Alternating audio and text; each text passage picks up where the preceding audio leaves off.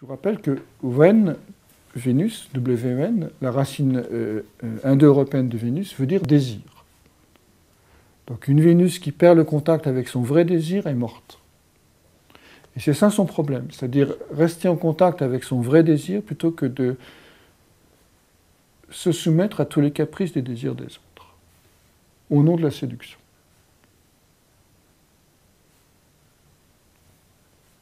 On a de Vénus, lorsque le thème est dominant avec Vénus, c'est un vrai danger, c'est-à-dire on veut tellement plaire, on veut tellement être dans la beauté, dans l'harmonie, dans la paix, dans la non-violence, dans l'acceptation, dans l'écoute de l'autre, etc., qu'on perd la relation avec son vrai désir, on n'arrive plus à dire non, et on se laisse embarquer dans tous les mauvais plans. Parce qu'on a honte de ses valeurs et qu'on préfère adhérer aux valeurs des autres. Enfin, pour ne pas rencontrer la honte dans ses propres valeurs. Donc, si vous avez des Vénus dominantes, je vous invite à explorer cette notion de honte, hein, qui est vraiment le lieu de rédemption de Vénus, en réalité.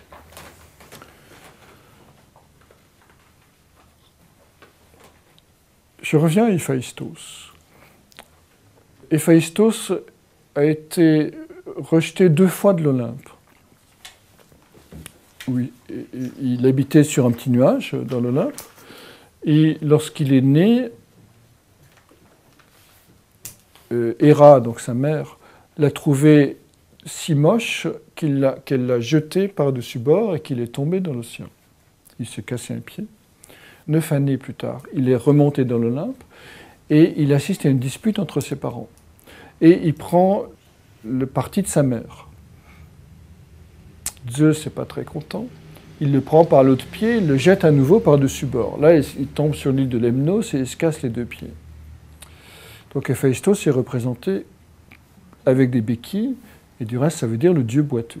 On va le simplifier en disant, donc c'est le mari de Vénus qui est né de l'océan, elle, en disant que les 2 lieux de souffrance de Vénus, qui l'empêchent de se mettre en route, qui la font boiter, qui l'empêchent d'entrer dans son chemin, c'est d'une part la honte de la laideur, donc la première cause de la chute d'Héphaïstos, et c'est la peur de la dispute entre ses parents. Donc c'est la peur de la discorde.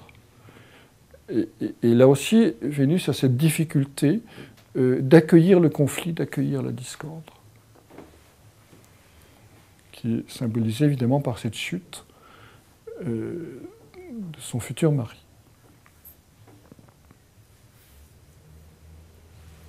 Et évidemment, tout Vénusien va souffrir profondément d'un divorce, par exemple, parental, ou son propre divorce.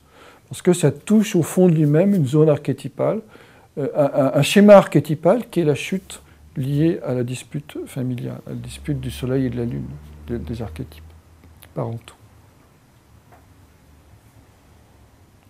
Donc les 2 grands lieux de souffrance de Vénus, ce sera la rencontre de la laideur et la rencontre de la discorde, mais qu'elle devra traverser pour mûrir et sortir de sa superficialité, qui est toujours la tentation de Vénus.